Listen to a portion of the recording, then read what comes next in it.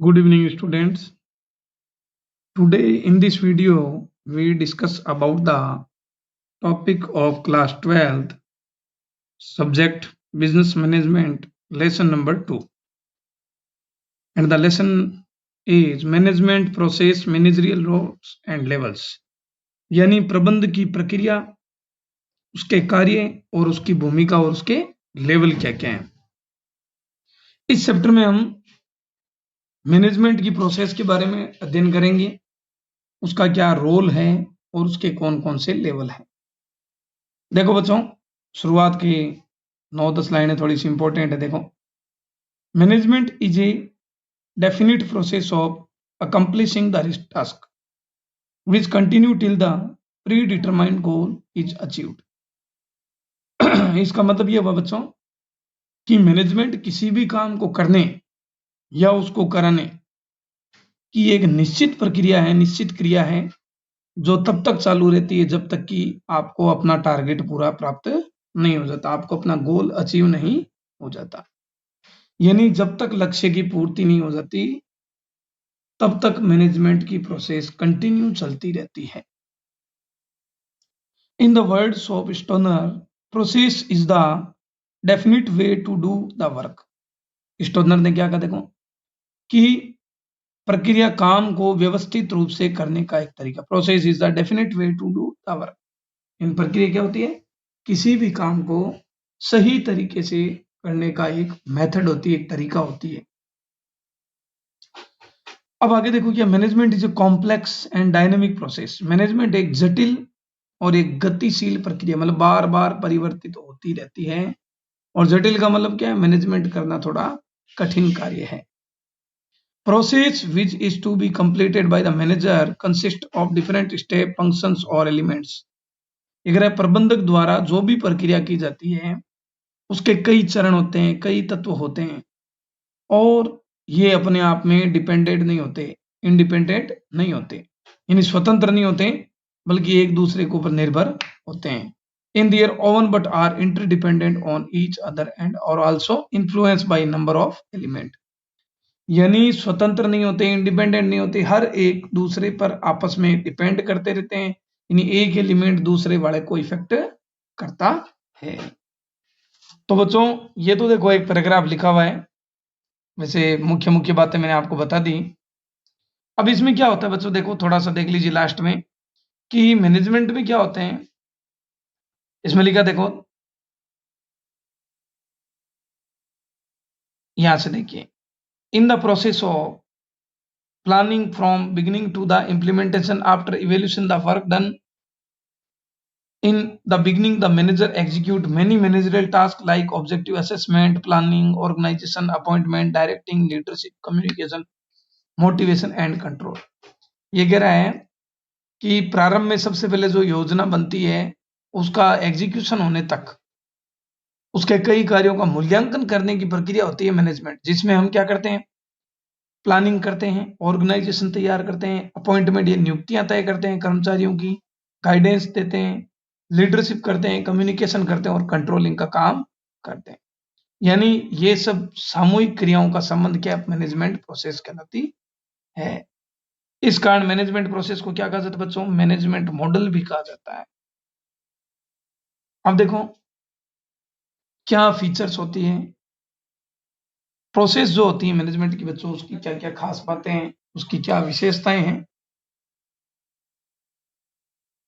It is a continuous and dynamic process of management task.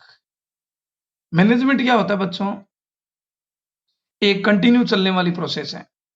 कैसी process है, जब तक फर्म काम कर रहा है, जब तक बिजनेस चल रहा है, तब तक मैनेजमेंट आपको करना पड़ेगा।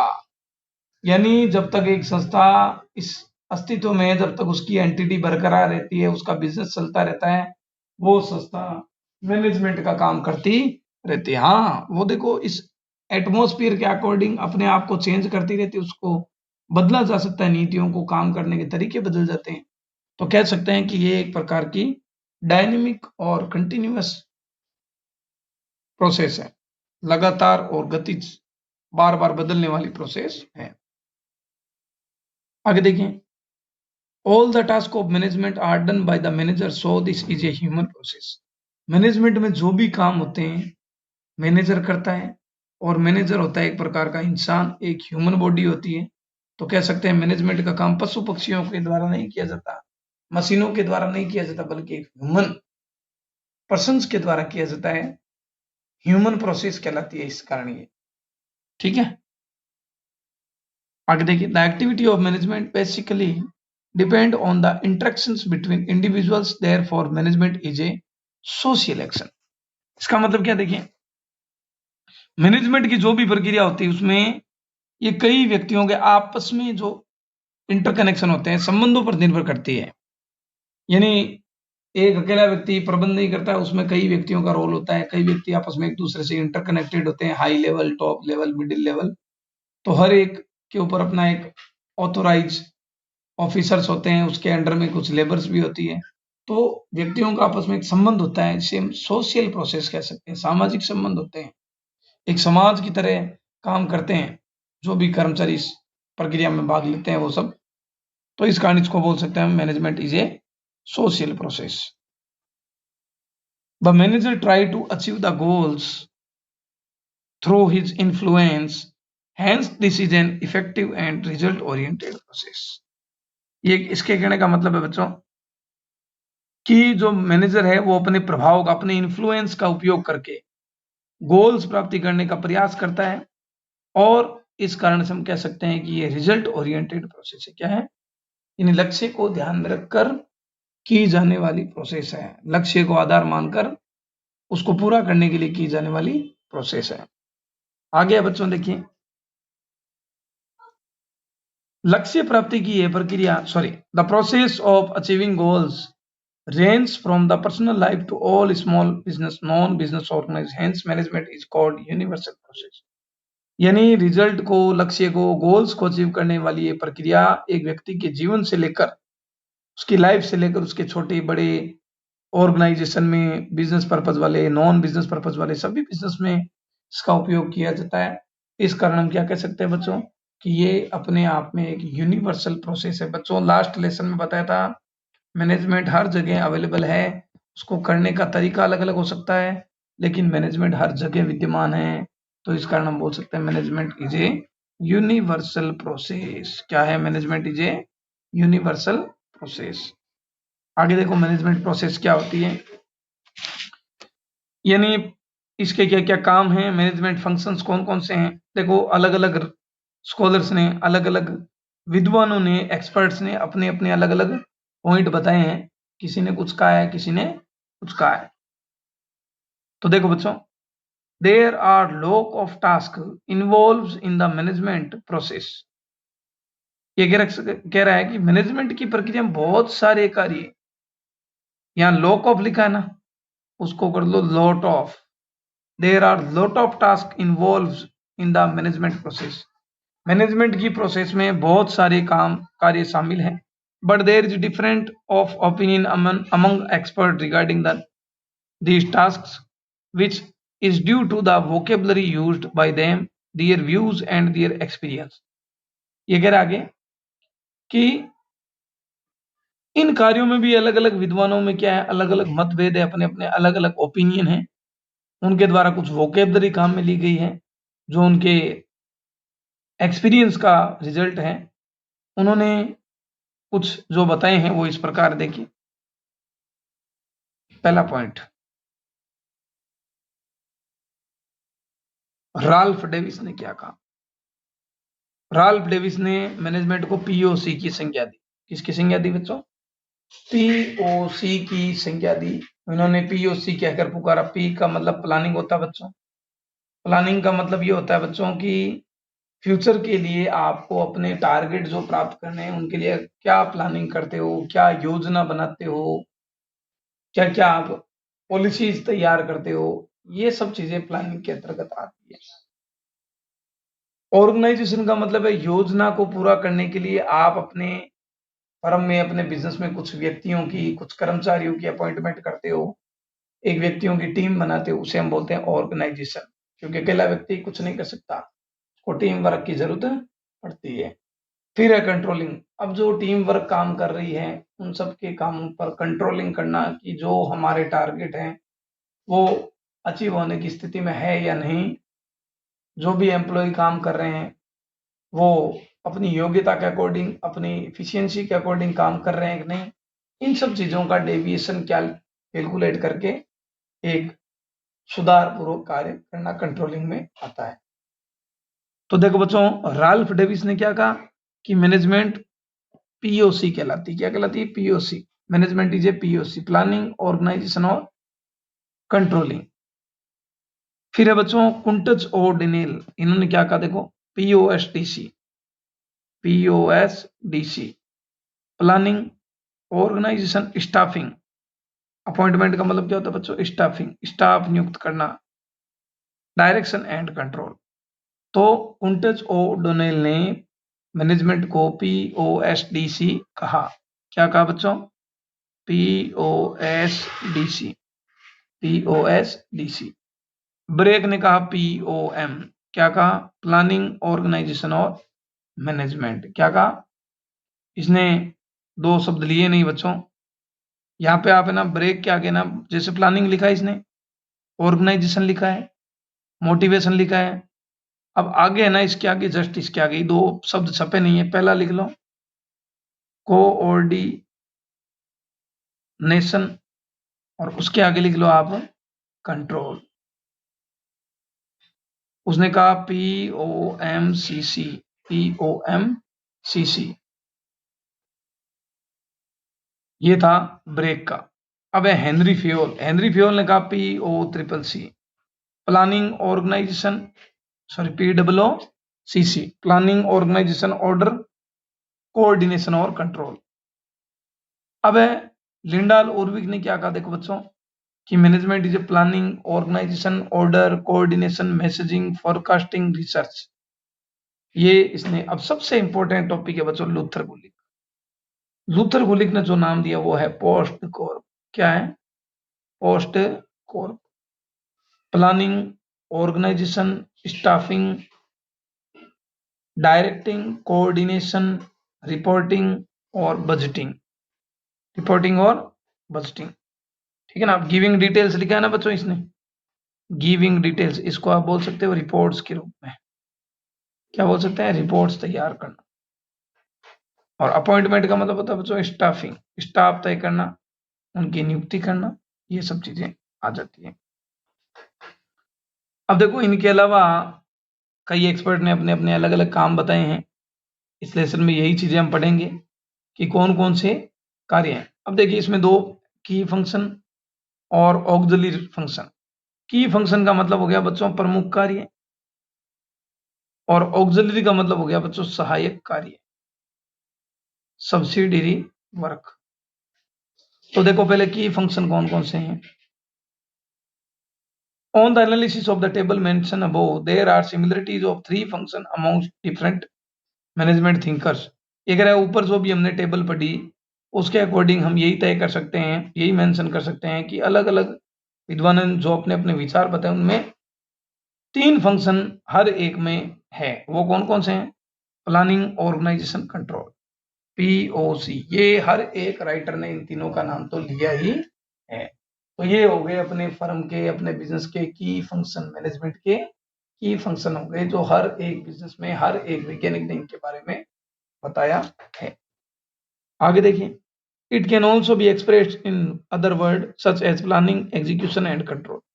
इसको हम अन्य शब्दों में भी बोल सकते हैं, जैसे नियोजन है, एग्जीक्यूशन मतलब किसी काम को करना, क्रियान्वयन करना, कंट्रोल मतलब नियंत्रण। In order to implement planned function, appointment of qualified person and their guidance is also necessary. इसके लिए देखो आगे कुछ और बताया इसने कि संगठन का निर्माण करने के लिए, ऑर्गेनाइजेशन का निर्माण करने के लिए कई कर्मचारियों की नियुक्ति और उनका गाइडेंस भी होना अनिवार्य है। तो इन्हें भी हम मैनेजमेंट का पार्ट मानते हैं। अब देखिए आगे कह रहे हैं, the job assigned to the recruit staff और आल्सो टू बी चेक्ड। नियुक्त किए गए जो कर्मचारी होते हैं उनके भी कामों की क्या की जाती है? जांच की जाती है। Some experts believe that manager get work done from all the allocated resources. कुछ विद्वानों ने क्या सोचा कि प्रबंध के जो भी कार्य होते हैं वो सभी कार्य सभी व्यक्तियों से करवाए जाते हैं, तो उनके लिए उनको कई रिसोर्सेज का अलॉटमेंट होता है और उन रिसोर्सेज को लेकर उन व्यक्तियों को अपने साथ चलना पड़ता है और उनका कोऑर्डिनेशन भी करना पड़ता है। तो कुल मिलाकर बच्चों ये जो हमने की फंक्शंस पढ़े हैं उसमें इसने कहा है कि मुख्यतया मैनेजमेंट के फंक्शंस निम्न प्रकार के होते हैं। फॉलोइंग्स फंक्शंस आर नेसेसरी या include in key function. Number 1 planning, organisation, directing, controlling और कोऑर्डिनेशन। यानी ये 5 प्रकार के प्रोसेस, ये 5 प्रकार के कार्य तो हर एक मैनेजमेंट में शामिल होते ही हैं। ठीक है बच्चों, अब देखिए आगे। पहला पॉइंट है बच्चों, प्लानिंग क्या होती है। प्लानिंग क्या होती है, देखिए द आउटलाइन और illustration of the work is accomplished to achieve any goal is planning. ये कह रहा है बच्चों कि कोई भी जो हमारा वर्क होता है, कोई भी जो हमारा गोल होता है, उसको जब हम पूरा करना चाहते हैं तो उसको पूरा करने के लिए जो भी हम डिजाइन तैयार करते हैं, जो भी इलिस्ट्रेशन उदाहरण तैयार करते हैं, रूपरेखा तैयार करते हैं, वही हमारा प्लानिंग है। यानी किसी टारगेट को पूरा करने के लिए उसकी डिजाइन तैयार कर लेना, उसका प्रारूप तैयार कर लेना, फॉर्मेट तैयार कर लेना, इलिस्ट्रेशन तैयार कर लेना, क्या कहलाता है, प्लानिंग या नियोजन कहलाता है। हिंदी में क्या बोलते हैं तो इसको नियोजन। फ्यूचर के बारे में एनालिसिस करके अपनी प्लान तैयार कर लेना। For example, to reach a destination for a job, we consider the following things: when to reach, how far is the distance, which way and which will means be suitable, what to carry, how much to spend, etc. ये कह रहे जैसे किसी भी स्थान तक अगर आपको पहुंचना है तो आपको कई बातों पर ध्यान रखना है, कैसे कब पहुंचना है, कितना ही दूरी है, रास्ता कैसा सही रहेगा, साथ में क्या क्या ले जाना है, कितना एक्सपेंसिव होगा। ये सारे क्वेश्चन हमारे सामने बहुत सारे आते हैं जब हमें कोई दूरी तय करनी होती है। And by preparing the appropriate answer to all these question, तो इन सारे क्वेश्चंस का एक सुटेबल आंसर ढूंढा जाता है। तो उसके लिए हम we plan to reach to the destination at the right time, हम एक प्लानिंग के तहत उस स्थान पर सही समय में पहुंचना चाहते हैं और उसके लिए जो हम प्लानिंग तैयार करते हैं, एक प्लान तैयार करते हैं, लिखा ना। The manager also create outline of works और action plan before considering the same question for achieving the goals of the organisation. तो ये कह रहा है कि प्रबंधक संगठन के जो लक्ष्य होते हैं उनको प्राप्त करने के लिए ऐसे कई प्रश्नों पर विचार करने से पहले उसकी एक योजना तैयार करता है और उसी योजना को हम प्लानिंग कहते हैं। मैनेजर और क्या डिसाइड करता है बच्चों, मैनेजर इसके साथ साथ ये भी डिसाइड करता है कि कौन सी टेक्निक काम लेनी है, कौन कौन सी मेथड काम लेनी है, प्रोसीजर क्या है, रूल्स कौन से हैं, टाइम और बजट कितना है, ये सभी चीजों का वो ध्यान रखता है।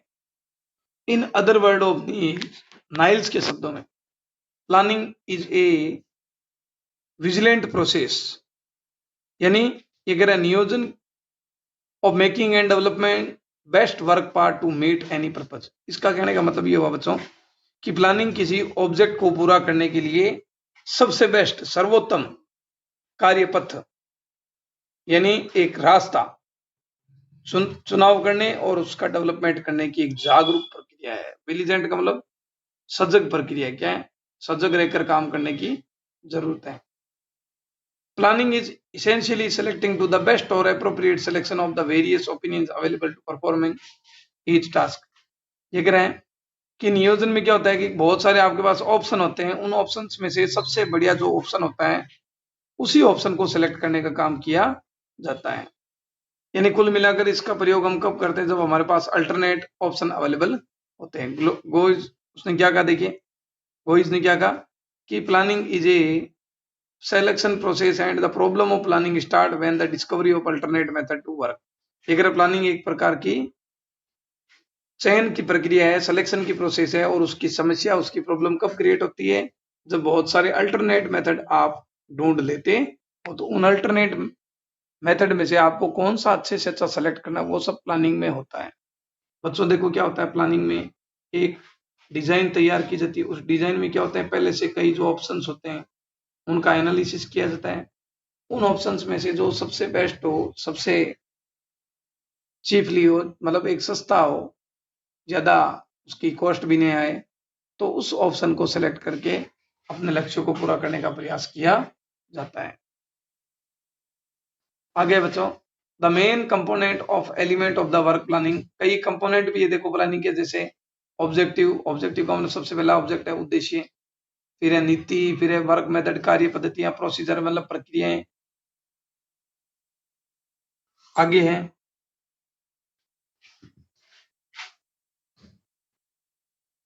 Rituals, rules, programme, strategy, norms और क्राइटेरिया, टाइम, बजट एक्सेट्रा। तो कहने का मतलब ये है कि प्लानिंग में एक तो उद्देश्य होता है, एक पॉलिसी होती है, काम करने की विधि होती है, टेक्निक मतलब प्रविधि होती है, रिचुअल्स मतलब रीतियां होती हैं, कार्यक्रम होते हैं, रूल्स होते हैं, नियम होते हैं, स्ट्रेटजी होती है, ये सारे मापदंड, स्टैंडर्ड और कई बजट वाले पॉइंट भी शामिल किए जाते हैं। तो कुल मिलाकर इन सब का हम प्रयोग कब करते? Planning can be long term और short term considering the future timing. ये कह रहे हैं प्लानिंग एक ऐसी प्रक्रिया है जो भविष्य की समय अवधि को ध्यान में रखकर शॉर्ट टर्म और लॉन्ग टर्म चीजों का वैल्यूएशन करती है, उनका अवलोकन करने का काम करती है। अब देखो बच्चों, सेकंड पॉइंट हमारा ऑर्गेनाइजेशन, संगठन। जब भी प्लानिंग तैयार हो जाती है उसके बाद संगठन का काम होता है। संगठन का मतलब है एक फर्म में जो भी बहुत सारे काम करने वाले वर्कर हैं, उन सबका सामूहिक रूप, उनके बीच में रिलेशनशिप कैसे क्रिएट की जाए, इसके बारे में हम पढ़ेंगे। This is an important function of the management process. ये मैनेजमेंट प्रोसेस का एक महत्वपूर्ण कार्य है। Determination of the necessary task और action to achieve the objectives, to assign, divided and classify those task, to determine the eligibility of those people, to determine the right and obligatory to the all the employees, determination of mutual relationship, division of equal work, structuring, organization, etc. has to be done by the managers। इसमें कहने का मतलब ये है बच्चों कि ये जो ऑर्गेनाइजेशन है ये भी एक मैनेजमेंट का बहुत बड़ा इंपॉर्टेंट वर्क है। इसमें क्या होता है बच्चों कि ऑब्जेक्ट की पूर्ति करने के लिए, अपने ऑब्जेक्ट को पूरा करने के लिए जो भी काम किया जाता है, जो भी एक्टिविटी संचालित की जाती है, एग्जीक्यूट की जाती है, उसका सबसे पहले निर्धारण कर लेना, फिर उसके अंतर्गत जो भी काम होता है उसका डिवाइडेशन करना अलग अलग कर्मचारियों के मध्य, फिर जिस काम को करने के लिए जो व्यक्ति तय किया गया उसकी योग्यता का वैल्यूएशन करना, उसको राइट और ड्यूटी सौंपना, सभी काम करने वाले सारे व्यक्तियों को आपस में आपसी संबंध निर्धारित करना, विभागीकरण करना, ये सारे काम एक ऑर्गेनाइजेशन में मैनेजर को करने पड़ते हैं। इससे ही क्या होता है बच्चों, जो भी अधिकारी होते हैं वो एक नियंत्रण की विधि निर्धारित कर सकते हैं। आगे है the success and stability of the organisation depend on the its organisation composition and organisation work. Therefore, the management has described this as an equivalent to the spinal cord in the human body। तो इन्होंने ये कहा कि जो भी संस्था होती है उसकी जो सफलता होती है, उसका लॉन्ग टर्म जो स्थायित्व, स्टेबिलिटी है, वो उसके ऑर्गेनाइजेशन के रंग रूप पर निर्भर नहीं करता बल्कि उसकी स्ट्रक्चर पर डिपेंड करता है। इसलिए प्रबंधकों ने इसको क्या कहा गया है कि मैनेजमेंट का इसका एक रीढ़ की हड्डी भी कहा जाता है। स्पिनल कॉर्ड मतलब रीढ़ की हड्डी भी कहा जाता है। रीढ़ की हड्डी के बिना व्यक्ति चल नहीं सकता। तो ऑर्गेनाइजेशन अगर आपकी फर्म में नहीं है तो एक मैनेजमेंट का कोई बड़ा रोल नहीं। ऑर्गेनाइजेशन का मतलब एक संगठन, कुछ कर्मचारी जो काम करते हैं उनमें यूनिटी अगर नहीं है तो आप अपने ऑर्गेनाइजेशन के जो टारगेट है, ऑब्जेक्ट है, वो अचीव नहीं कर सकते। अब बच्चों डायरेक्शन है, फिर अपना कंट्रोलिंग, फिर ऑक्सिलरी वर्क आ जाएंगे और जो लेवल्स हैं वो सब आ जाएंगे। तो नेक्स्ट टॉपिक जो भी हमारा नेक्स्ट वीडियो लेक्चर में डिस्कस करेंगे। इन्हीं शब्दों के साथ जय हिंद, जय भारत।